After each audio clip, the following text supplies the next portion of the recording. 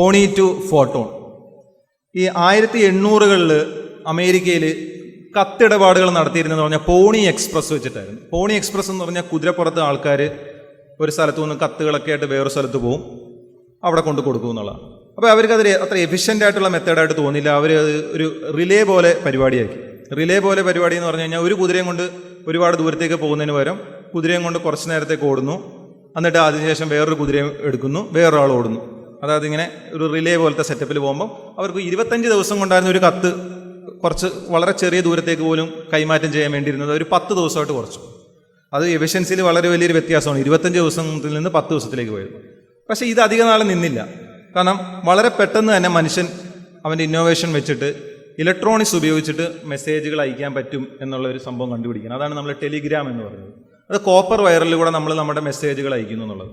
അപ്പോൾ copper wire വെച്ചിട്ട് നമ്മൾ അയക്കുമ്പോഴത്തേക്ക് ഈ പോണി എക്സ്പ്രസ് ട്രാവൽ ചെയ്തത് 1 മണിക്കൂറിൽ 10 മൈലാണ് എങ്കിൽ ഈ ഇലക്ട്രോണിക്സ് ട്രാവൽ ചെയ്യുന്നത് പറഞ്ഞാൽ ലൈറ്റിൻ്റെ സ്പീഡിലാണ്. അപ്പോൾ അത്രമാത്രം സ്പീഡിൽ, അപ്പോൾ ആ ഒരു എഫിഷ്യൻസിയിലെ വ്യത്യാസം ആലോചിക്കുക. അപ്പോൾ നമ്മൾ ഒരുപാട് സമയം സേവ് ചെയ്തു. പക്ഷെ അപ്പോഴും പ്രശ്നം എന്താണെന്ന് വെച്ച് കഴിഞ്ഞാൽ മനുഷ്യന്മാർക്ക് 39 ബിറ്റ്സ് ഓഫ് സ്പീച്ച് അത്രയും നമുക്ക് ട്രാൻസ്ഫർ ചെയ്യാൻ പറ്റുള്ളൂ അത് വെച്ചിട്ടുള്ളത് കോപ്പർ വയർ.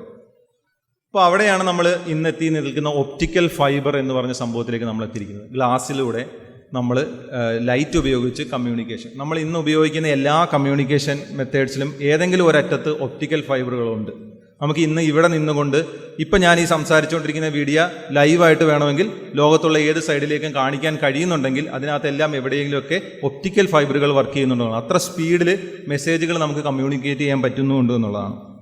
അപ്പം ഡെൻമാർക്കിലെയും സ്വീഡനിലെയൊക്കെ എഞ്ചിനീയേഴ്സ് അവർ പുതിയ ഒപ്റ്റിക്കൽ ചിപ്സുകൾ കണ്ടുപിടിച്ചുകൊണ്ടിരിക്കുകയാണ്. എങ്ങനെ സ്പീഡ് കൂട്ടാം എന്നുള്ള രീതിയിൽ.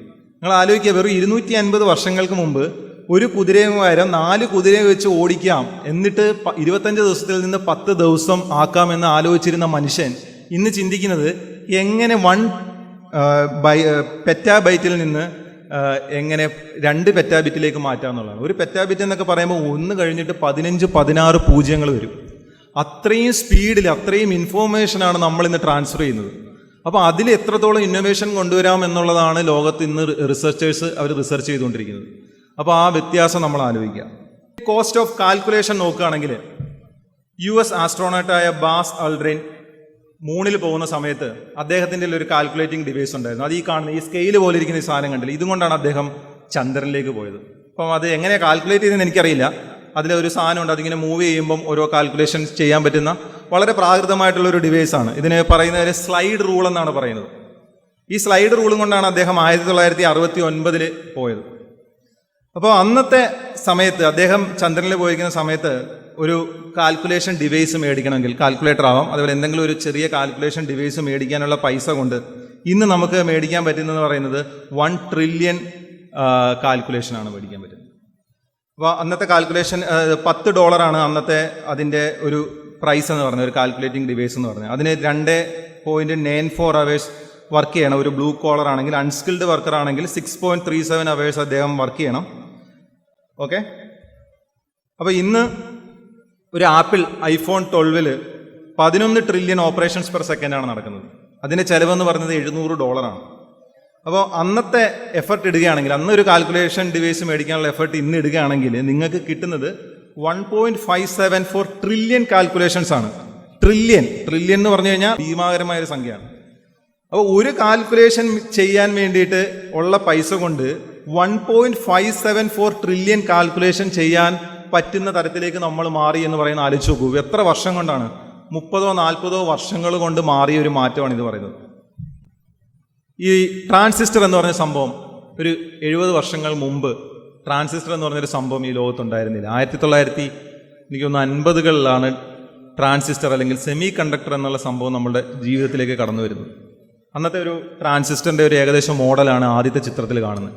ഈ ട്രാൻസിസ്റ്റർ അത്രയും വലിപ്പമുണ്ട്, വളരെ വലിയ വലിപ്പമില്ല, എന്നാലും ആ പടം കാണുമ്പോൾ നിങ്ങൾക്ക് മനസ്സിലാകും ഒരു ട്രാൻസിസ്റ്ററിൻ്റെ വലിപ്പം എത്രയായിരുന്നു എന്നുള്ളത്.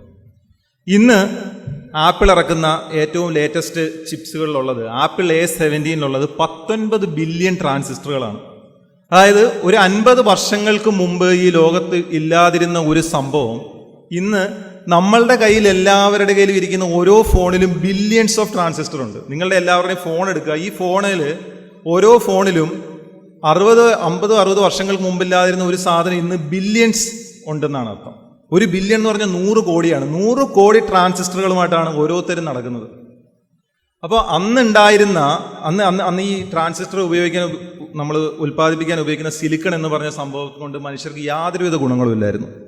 അന്നത്തെ ഏറ്റവും പ്രധാനപ്പെട്ട മനുഷ്യരെല്ലാവരും പരസ്പരം യുദ്ധം ചെയ്തുകൊണ്ടിരുന്ന സാധനം എന്ന് പറഞ്ഞാൽ സ്റ്റീലും ഓയിലും ഒക്കെ ആയിരുന്നു. ആരും ട്രാൻസിസ്റ്ററുകൾക്ക് വേണ്ടി യുദ്ധം ചെയ്യുന്നില്ല, ആരും ചിപ്പുകൾക്ക് വേണ്ടി യുദ്ധം ചെയ്യുന്നില്ല.